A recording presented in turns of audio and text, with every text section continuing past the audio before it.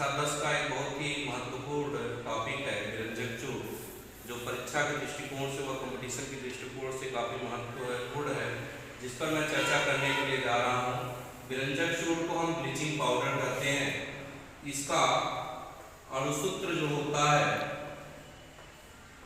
CaOCl2 होता है, या इसे हम CaOCl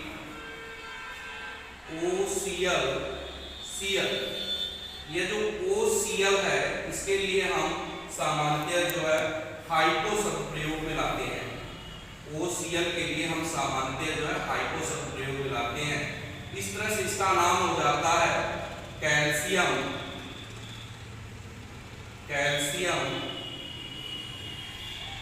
हाइपोक्लोराइड। इसका रासायनिक नाम जो हो जाता है कैल्शियम हाइपोक्लोराइड हो जाता है। यहाँ पर COL, यहाँ पर OCl जो होता है, OCl के लिए हम सामान्यतः जो होते हैं हाइपो शब्द का प्रयोग करते हैं। इसका सामान्य नाम जो होता है, सामान्य नाम विरंजक चूर्ण होता है। विरंजक चूर्ण, विरंजक मतलब जो रंग उड़ाने का काम करता हो। इसमें रंग उड़ाने की एक महत्वपूर्ण विशेषता होती है। रंग उड़ाने की विशेषता के कारण ही इसे सामान्यतः जो है विरंजक चूर्ण के नाम से हम क्या करते हैं, जानते हैं। इसकी निर्माण विधि पर चर्चा करते हैं कि विरंजक चूर्ण का निर्माण हम किस तरह से करते हैं। तो इसके निर्माण की एक महत्वपूर्ण और एक साधारण सी विधि होती है कि हम बुझे चुने पर क्लोरीन की अभिक्रिया करा दें, तो बुझे चूने पर क्लोरीन की अभिक्रिया कराने के फलस्वरूप जो होता है हमें विरंजक चूर्ण प्राप्त हो जाता है। यह CaOH है जिसको हम बुझा चुना कहते हैं। बुझे चुने पर अगर हम क्लोरीन जल की अभिक्रिया करा दें, तो क्लोरीन की अभिक्रिया कराने के फलस्वरूप जो होता है हमको CaOCl2 प्राप्त होता है और साथ ही साथ जो होता है जल प्राप्त होता है। विरंजक चूर्ण के निर्माण की औद्योगिक विधि होती है बड़े पैमाने पर या औद्योगिक स्तर पर। आइए हम देखते हैं विरंजक चूर्ण का निर्माण हम किस तरह से करते हैं। तो औद्योगिक निर्माण विधि, औद्योगिक निर्माण विधि, विरंजक चूर्ण के निर्माण की दो महत्वपूर्ण औद्योगिक विधियां होती हैं, जिनमें हाइजेनक्लेवर विधि और बैकमैन विधि प्रमुख है।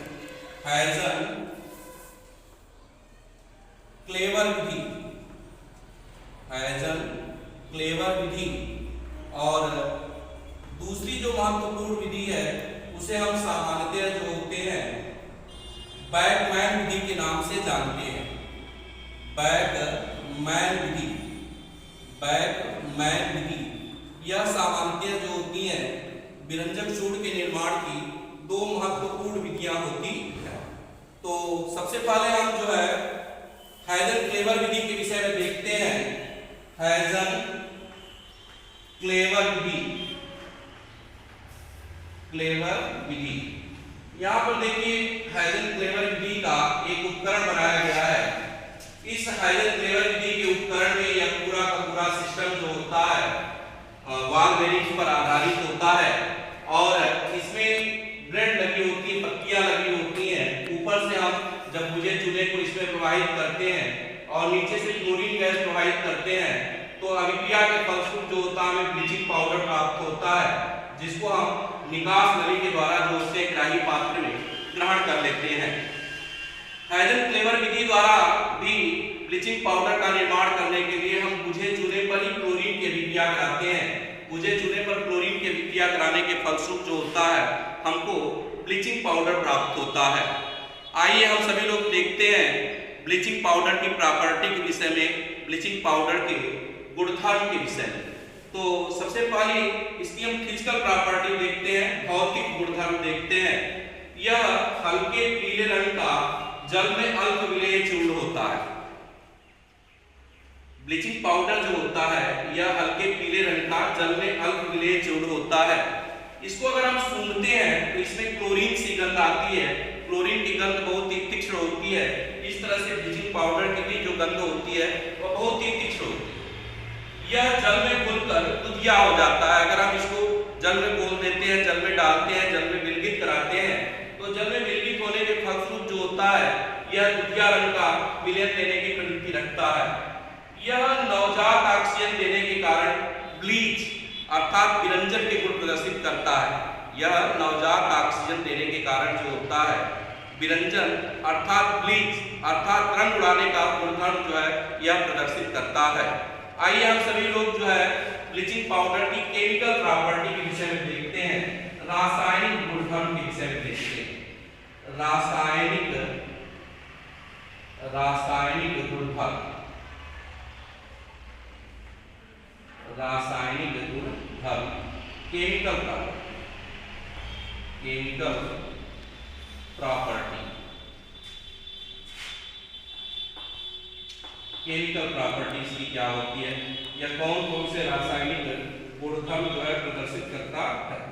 तो सबसे पहले अगर ब्लीचिंग पाउडर की विक्रिया अगर हम सल्फ्यूरिक अम्ल के साथ कराएं, ब्लीचिंग पाउडर CaOCl2 की विक्रिया अगर हम सल्फ्यूरिक अम्ल के साथ करा दें, H2SO4 के साथ करा दें, तो यह सामान्यतः जो है कैल्शियम सल्फेट देता है, CaSO4 देता है और साथ ही साथ जो होता है जल और क्लोरीन गैस देता है, साथ ही साथ जल और क्लोरीन गैस देने की प्रवृत्ति रखता है।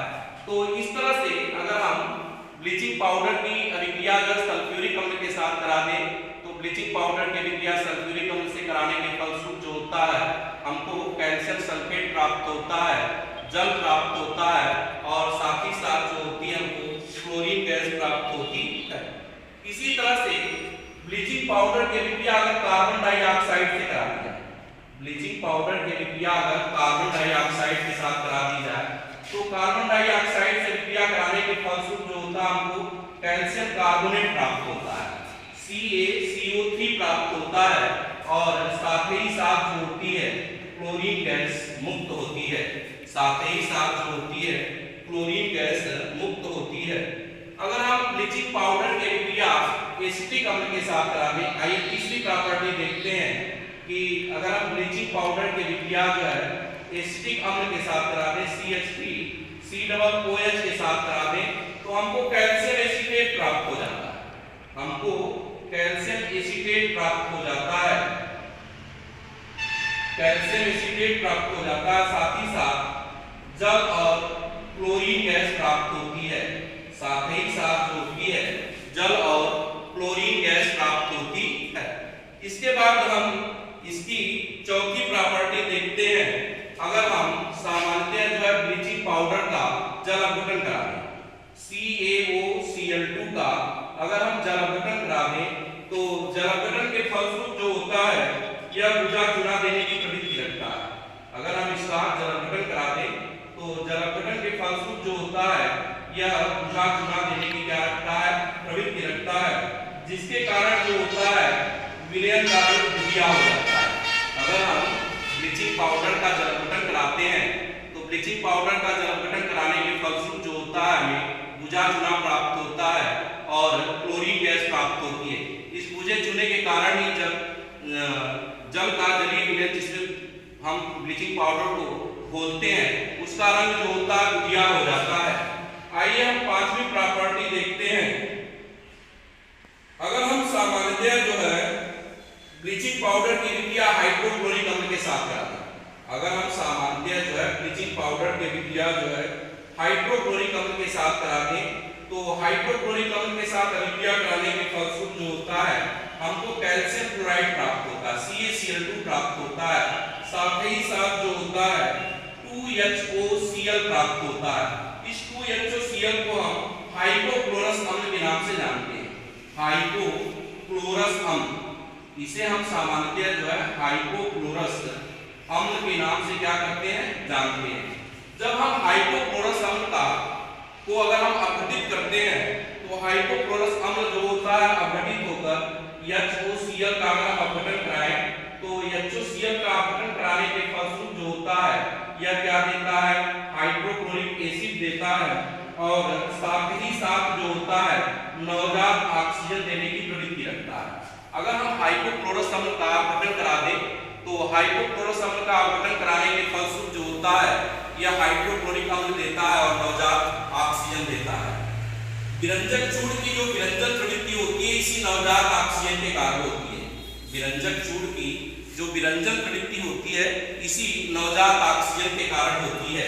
तो छठवीं प्रॉपर्टी इसकी देख सकते हैं हम, रंगीन पदार्थ अगर क्या करता है नवजात ऑक्सीजन से रिक्रिया करता है तो वह रंगहीन पदार्थ में परिवर्तित हो जाता है। यह रंगहीन पदार्थ में परिवर्तित हो जाता है। रंगहीन पदार्थ अगर हम नवजात ऑक्सीजन के साथ रंगीन पदार्थ की रिक्रिया करा देते हैं तो यह रंगहीन पदार्थ में परिवर्तित हो जाता है। आइए हम इसका केमिकल यूज देखते हैं, रासायनिक उपयोग देखते हैं। केमिकल यूज, रासायनिक उपयोग। तो रासायनिक उपयोग हम इसका किस किन क्षेत्रों में कर सकते हैं? कागज, कपड़ा, हाथी दांत आदि का रंग उड़ाने में हम इसका प्रयोग कर सकते हैं। दूसरा, इसका प्रयोग जो होता है हम सामान्यतः कैल्शियम सल्फेट का निर्माण करने में और कैल्शियम कार्बोनेट का निर्माण करने में भी हम इसका उपयोग कर सकते हैं। इसके साथ ही साथ चीनी उद्योग में इसका उपयोग किया जाता है। इसका उपयोग जो होता है चीनी उद्योग में किया जाता है। इसके अतिरिक्त जीवाणुनाशक प्रवृत्ति होने के कारण जो होता है इसका प्रयोग जो होता है जल को जीवाणु मुक्त करने में किया जाता है। जीवाणुनाशक प्रवृत्ति होने के कारण इसका उपयोग जो होता है जल को जीवाणु मुक्त करने में किया जाता है। इसके अतिरिक्त जो होता है जल के शोधन में भी हम सामान्यतः इसका क्या करते हैं, जल के शोधन में भी इसका हम प्रयोग करते हैं। इसके अतिरिक्त जो होता है वायुमंडल से विषैली गैसों को हटाने के लिए भी सामान्यतः जो होता है विरंजक चूर्ण का प्रयोग किया जाता है। कक्षा 10 के विद्यार्थी ध्यान देंगे, यह बहुत ही महत्वपूर्ण टॉपिक है यूपी बोर्ड एग्जाम के दृष्टिकोण से। आप सभी लोगों से मेरा निवेदन है कि मेरे चैनल को लाइक करें, शेयर करें, सब्सक्राइब करें और बेल आइकन बटन को दबाना ना भूलें। फिर मिलता हूं मैं आप सभी लोगों से नए वीडियो के साथ। तब तक के लिए आप सभी लोगों को नमस्कार, शुभाशीष, धन्यवाद।